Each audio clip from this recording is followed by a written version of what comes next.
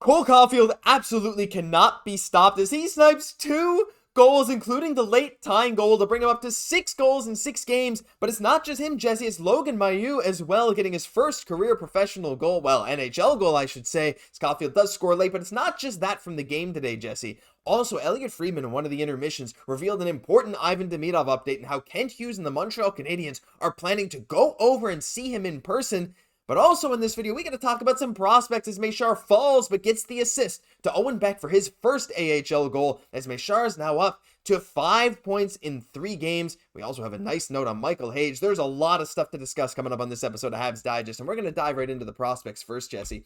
And I want to start with Michael HUGE. Just a little note on him quick, and the prospects have been showing out. And the big thing with Michael HUGE, now they got shut out today 4-0, so we'll ignore today's game, but coming into today's game, Jesse, Michael HUGE had 3 goals, 4 assists, 7 points in 5 games, one of the best college hockey players in the nation. And because of that, the University of Michigan has awarded him with the #1 center role as a freshman. And yes, I know they lost today, but that is still such a rare thing to have happen. I am super excited to see this. Like, this guy, there's a reason in a recent Montreal Hockey Now poll that he was the #2 prospect on there. This guy's been proven that he's one of the best players in the NCAA.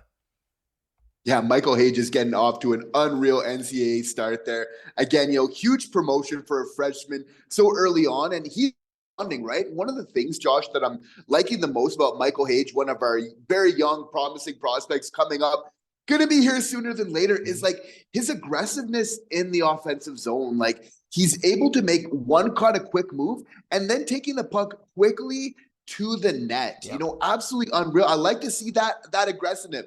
Again, like in the offensive zone where he's just really going for it.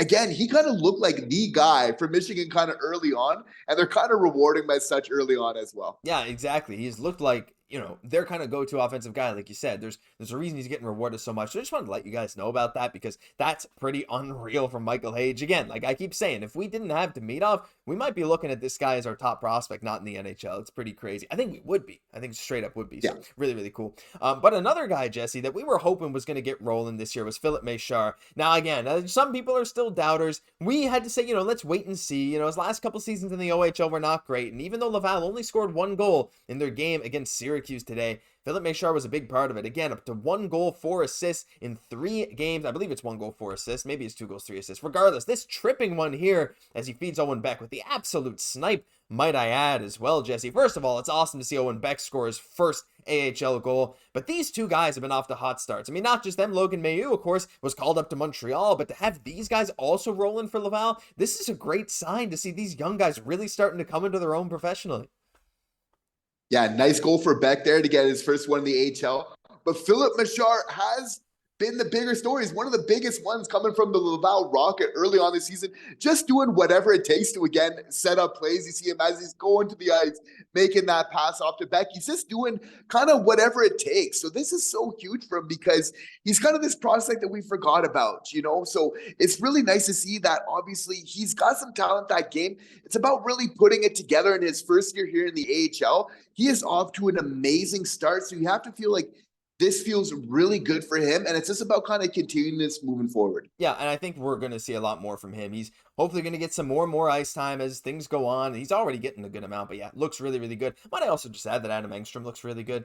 Really, really happy with his play. He knows Mailloux's gone. He's like, well, I guess I got to step up now, and he certainly is. So there's a lot of good stuff happening in Laval if you're not keeping track. But even if you're not, that's what we're here for, right? That's why you tune into the show. So, but we're going to move on, Jesse, from those guys to a different prospect, and that's our boy, Ivan Demidov. And there's a big update on him as Friedman during the second intermission revealed some details about what Montreal plans to do now with Ivan Demidov. Of course, we heard Jeff Gorton speak out, kind of against, not necessarily against, sort of against him not playing very much over in the KHL, but we got Friedman today saying this during the intermission, saying the moment Montreal drafted him, they made plans that at some point in time they'd go eventually in the season to watch him, visit him, check and see how he's doing. They are scheduling that trip now. It's going to take place sometime over the next few weeks to months. The Canadiens and their GM Kent Hughes will go over to see him. And again, this is something that they plan to do. However, it's good to hear this from Friedman in the middle of a game, right? To get what do I have it? Do we get an F-bomb in the middle of the game, of course, from Friedman specifying Montreal's plans.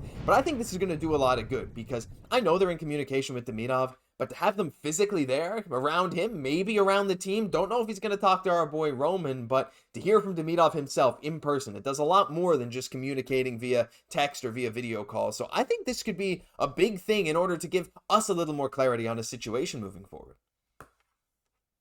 Yeah, and I don't know if this will exactly be a rescue mission. He does need to play off his year in the KHL as much as we'd like to see him come over here. But yeah, Jeff Gordon has kind of hinted at this a little bit. I think for a lot of us Habs fans that this trip really can't come soon enough. I think just, again, just kind of showing that, obviously we care about this as one of our best prospect, not in the NHL right now. It's like, we definitely have to give him that sort of treatment and letting him know that even though he's playing in Russia, that we're still in communication. Obviously, his development is so big for this team. So I think just kind of taking those extra steps, just kind of going over there, smoothing whatever bridges that we can, obviously, I think is nothing but positive for this team and this young player. Really looking forward to seeing what comes out of this. But yeah, just had to let you guys know about that because, if you're not catching up all the time on Twitter, you're not watching the game, you might miss those F-bombs in the middle of those periods. I don't know if I can keep saying that. YouTube hasn't demonetized it yet. I think it's okay. But we're going to move on finally, Jesse, to the game because that was the big story tonight. And man, what a fun game it was. And the big story, look, I know Montreal lost in the shootout. It's fine. It would have been cool to see Lane Hutson score that goal in overtime. Would have been cool to see him get that winner in the shootout, or Slafkovsky.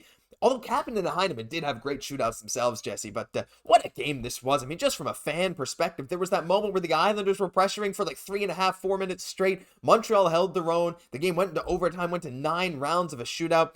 Caufield, though, Jesse, is the big story of this game, and I think we got to start with him. I got the clips of all the goals here again for you guys. This first one, just an insane snipe off the rebound to get it back and shelf it. Insane. And then Logan Mailloux as well, absolutely sniping his first goal. I don't know where the Islanders lost him. And then Caufield, of course, the late goal that I think no one just expected him to shoot. Might have deflected, still went in. He's allergic to not scoring goals. 6 goals, 1 assist in 6 games. I don't know how much more praise we can give Cole Caufield, but Jesse, it's almost on another level right now with what he's doing. Cole Caufield has been our best player this year so far. We've said it before, and of course, we're forced to say it again after this game. He's not taking no for an answer sometimes with that shot. He's just going to fire it off no matter what the angle and really make it happen. So an absolute unreal start. You got to say, like, Cole Caufield as well, can we put him as a nomination for best sellies in the league? Because I just love seeing this guy light it up. Even if he drops the stick. It's so good every time.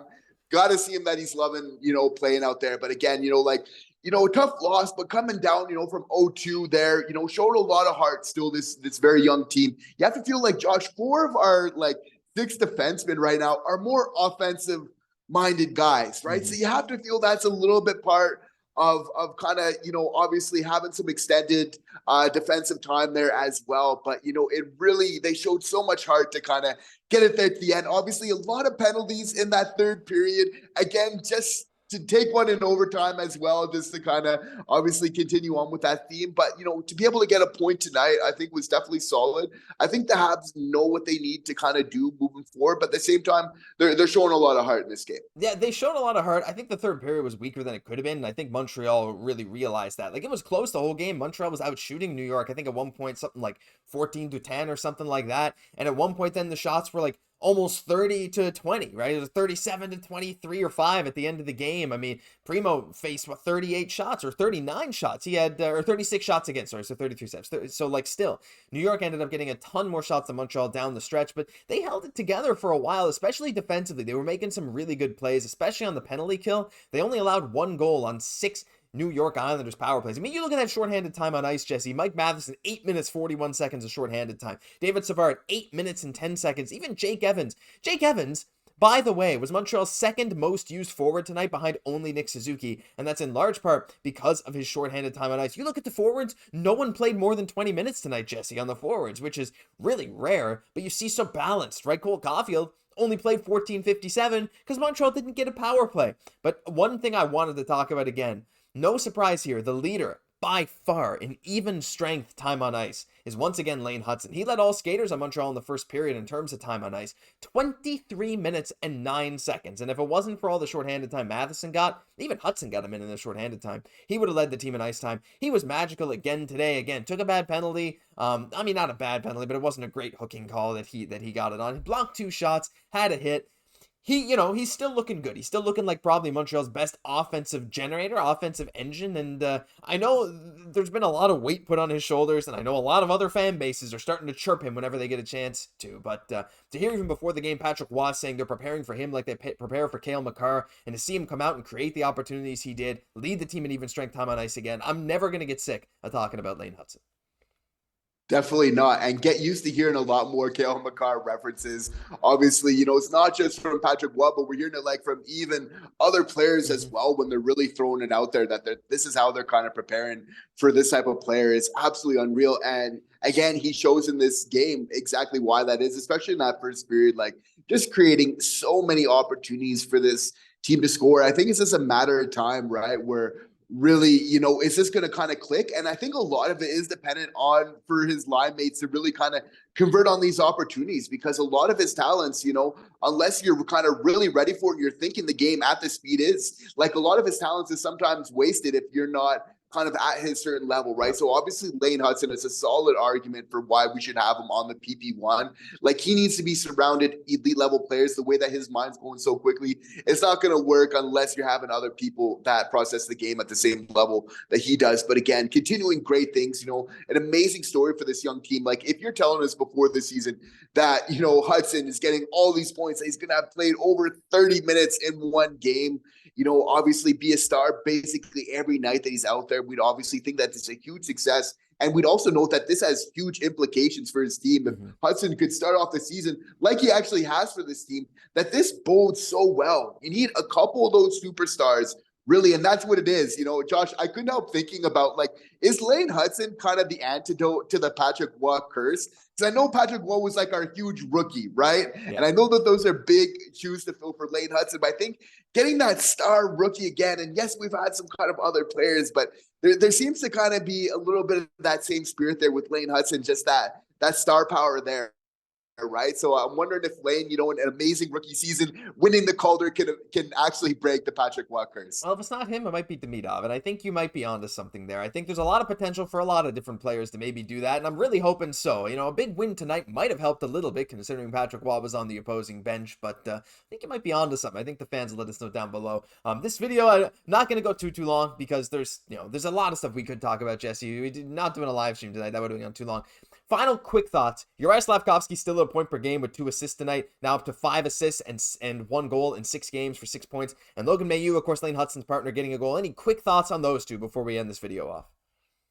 What I'm liking from Slav is not only getting points, but he's kind of engaging physically in the game, which for me is huge. Like there's a big kind of like quote in hockey where it's like, if you can get some hits kind of early on the game, which Slav is doing, just helps you to really engage, get present. Okay, like we're playing a hockey game, we're ready to go, and it can really affect your team in some positive ways as well. So I really love to see him contribute in that type of way, because fact of the matter is we do got some tough guys on our team, and Juraj Slafkovsky is one of them. Arber Xhekaj, definitely one of them as well. David Savard, we know what kind of heart that he has. Kirby Dach can drop him. I know he's been injured, but this guy's a tough man. Like, you do not want to drop the gloves with Kirby Dach. We got some big boys. So I want to see, I know that there's been a little bit of talk, like, what's the nature of our team? We got some tough guys on this team, and the fact that Juraj Slafkovsky is one of our stars is kind of taking upon himself to bring on this identity even most, like that we're not going to get pushed around, we're going to engage physically. For me, it's huge, and obviously amazing to see him getting the points as well. It's awesome. It's great stuff. There's a lot of great stuff happening in this game. There's a lot of great stuff coming for the future. Even with the L, you get a point. It's great, all things considered. So let us know down below your thoughts on the game, your thoughts on everything, especially the Demidov stuff, because I think that's really interesting. But that will do it for this episode of Habs Digest. If you enjoyed, leave a like, comment, subscribe to the channel. It's late. Shootout games get you all loopy in the head. I forgot to hit start recording on the first time of this. We had to restart everything. Appreciate you all for stopping by. I'm Josh Gosse, my co-host, Jesse Poirier. We'll catch you in the next one.